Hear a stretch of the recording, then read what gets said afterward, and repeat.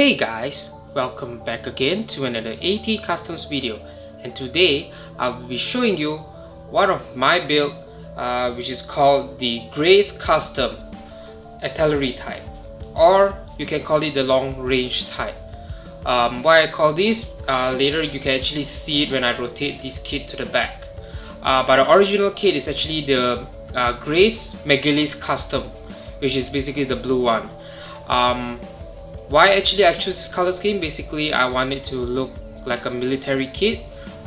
Feels a little bit like a mass production feel to it, and it's basically consists of three main green colors. Basically is this lighter green or military green color, and then the lighter green, and also the very dark green over here, which looks close to black color.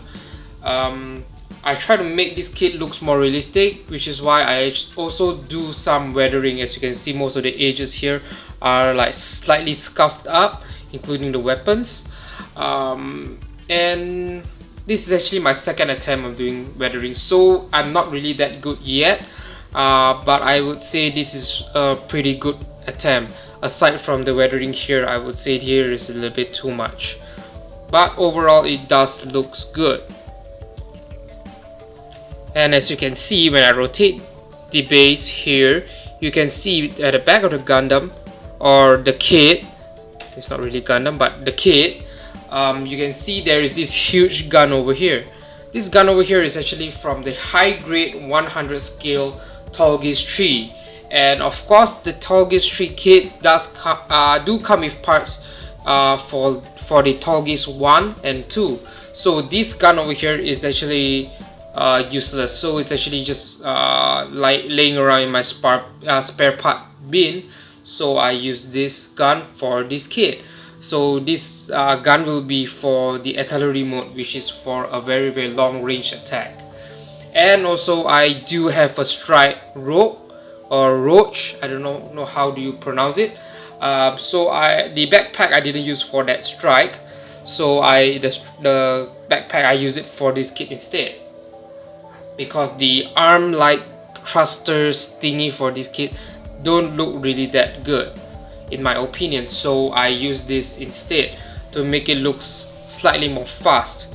And for me it does looks good because of these fins here and the fins on this thing, which I don't really know what's the point of this, but it does looks cool. And of course I add some of my personal touches, such as the gold here, some on the pistons here, and this part here, which is a gold and a metallic red. And I do also add some silver in the inner frame to kind of separate some of the colors. It doesn't look too boring with just a single color. And for those of you that don't paint your kit, most of these details, especially here and also the pistons, as you can see inside here, you won't see them. And I do also add blue to this hose over here to slightly make it more stand out, because there is no other blue in this whole kit. And the eyes, as you can see, the eyes here, I put it as a metallic red, and I do remove one part from the kit, which is if you can see in between these two lines there is this black bar here.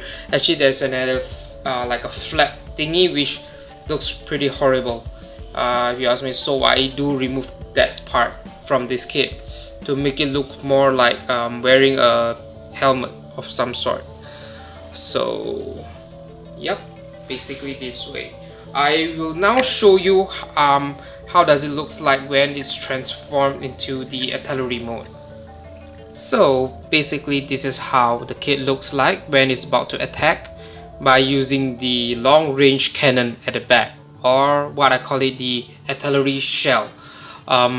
So of course it doesn't look like the shelling mode of the what is called Rusego, but it is still looking pretty cool. Okay, so if you can see from the back, when it's doing shelling mode, the how to say, the mechanism here is everything is attached to the backpack, so it does looks more realistic.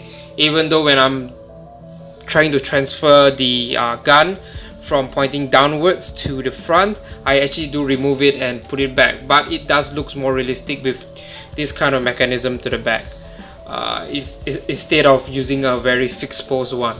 So this mechanism here, I think I got it from the Super Fumina, if not mistaken. And this part here, I think it is from the Tall Gaze 3 parts. So I think it's pretty easy. It's just a very easy modification. I just drill a hole back onto this backpack over here, this square part here, and just plug this thing in. Of course, it's not in all the way, because if it's in all the way, it's just too tight and it's very hard for me to rotate it around in the future.